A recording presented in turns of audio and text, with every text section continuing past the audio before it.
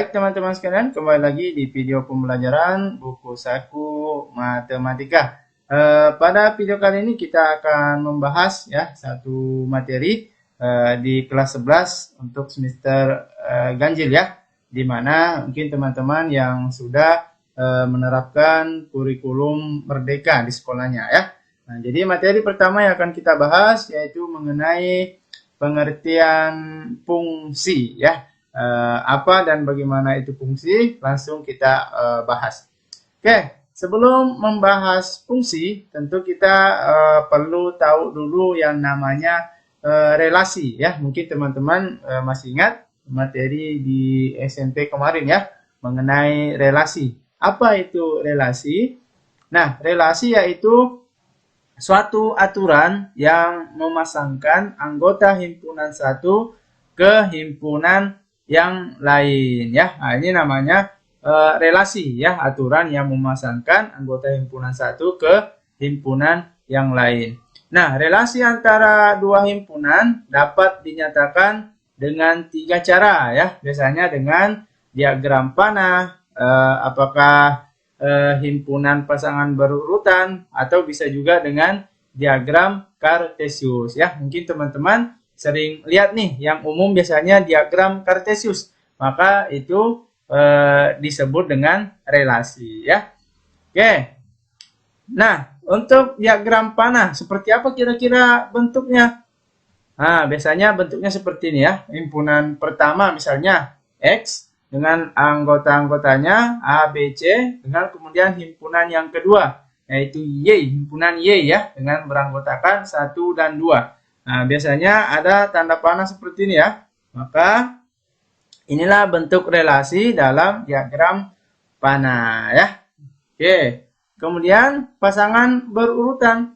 Pasangan berurutan tinggal kita buat ya, dalam pasangan berurutan X, Y biasanya ya, dari diagram panah yang ada. Coba kita perhatikan diagram panah yang ada, di situ ada A ya. Pasangannya berapa? Pasangannya dengan 2 ya. Maka kita tuliskan dalam kurung A, 2 ya, di mana A ini adalah anggota himpunan pertama, 2 ini anggota himpunan kedua ya. Pasangannya berarti A berpasangan dengan 2. Oke, kemudian pasangan berikutnya kita lihat di sini ada B. B itu berpasangan dengan 1. Berarti kita tulis lagi B, 1. Dan yang terakhir di situ ada C ya.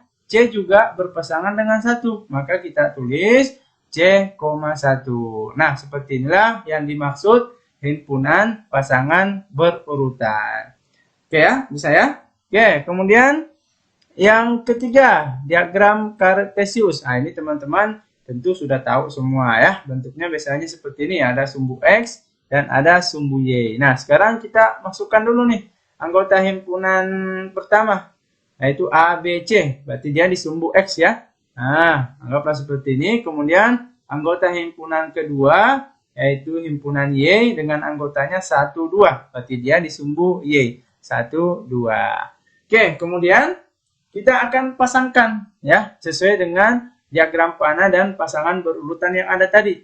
Nah, langsung saja ke pasangan berurutan ya. Tadi kita sudah analisis bahwa pasangan yang pertama yaitu A dan 2. Berarti kita lihat di sini.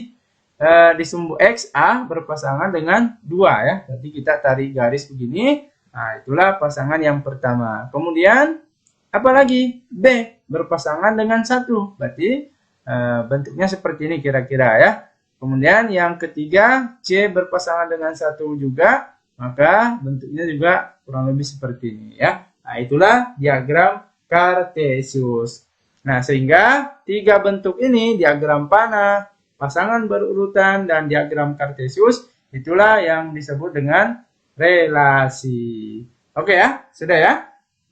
Oke, jadi teman-teman harus paham dulu nih, apa itu relasi, baru bisa masuk ke fungsi. Oke, nah relasi sudah nih kita bahas. Berarti tinggal kita bahas fungsi. Apa itu fungsi?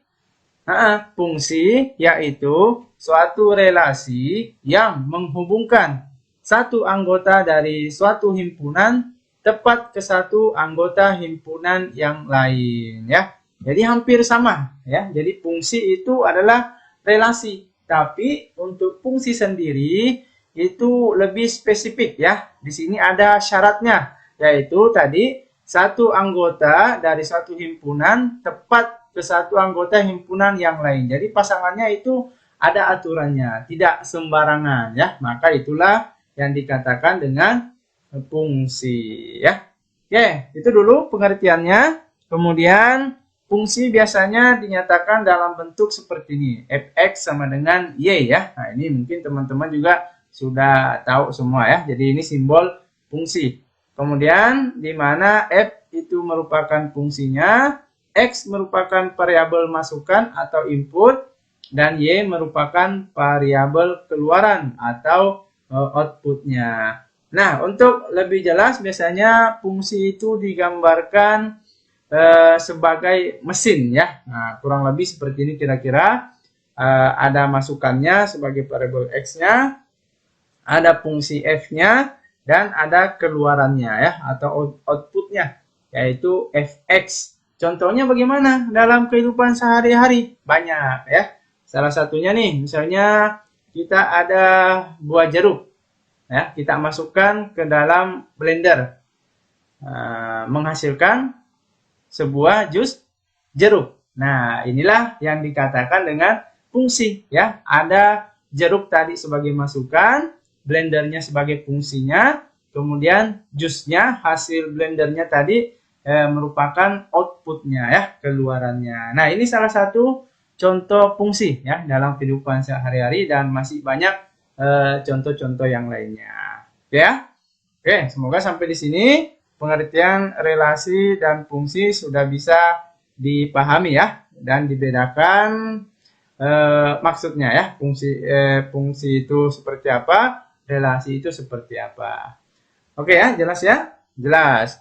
Oke, nah setelah kita tahu pengertian dari fungsi, sekarang kita akan mencari tahu yang mana sih yang merupakan fungsi dan bukan fungsi ya. Nah, karena tadi kita sudah bahas bahwa relasi dan fungsi itu sebenarnya saling berkaitan. Cuma bedanya fungsi itu lebih spesifik. Jadi kalau mau diilustrasikan, hubungan antara fungsi dan relasi dapat dipahami melalui gambar berikut. Nah, penjelasan simpelnya seperti ini. Jadi semua fungsi itu pasti relasi ya. Semua fungsi pasti relasi, tapi tidak semua relasi merupakan fungsi, ya. Karena fungsi tadi apa? Betul, ada syaratnya, ya. Ada syarat-syaratnya. Oh, maksudnya gimana nih? Nah, biar lebih jelas, coba perhatikan diagram panah berikut. Nah, kita pakai diagram panah ya. Nah, ada diagram yang pertama, yang kedua, dan yang ketiga. Nah, kita coba menganalisis dari ketiga diagram panah yang ada, yang manakah yang merupakan relasi dan fungsi, dan yang manakah yang merupakan relasi tapi bukan fungsi. Oke ya? Nah, kembali lagi kita ingatkan dulu tadi, pengertian fungsi apa tadi? Fungsi yaitu suatu relasi yang menghubungkan satu anggota dari suatu himpunan tepat ke satu anggota himpunan yang lain. Sehingga untuk diagram yang pertama nih, ada himpunan pertama sebagai X, di mana anggotanya yaitu A, B, C, dan himpunan kedua yaitu Y dengan anggotanya 1, 2, 3. Nah, semua sudah ada pasangannya tuh. Nah, apakah ini termasuk fungsi? Nah, dari pengertian yang ada, kita lihat dulu. Nah, tadi di sini keterangannya menghubungkan satu anggota dari suatu himpunan tepat ke satu anggota himpunan yang lain. Sehingga diagram pertama tadi merupakan relasi dan juga sebagai fungsi. Kenapa? Karena setiap anggota himpunan X, himpunan yang pertama ya, memiliki tepat satu pasangan pada anggota himpunan Y. Ya, berarti sesuai dengan definisi fungsi yang ada. Sehingga kita katakan diagram yang pertama ini dia sebagai relasi dan juga sebagai fungsi ya. Oke ya.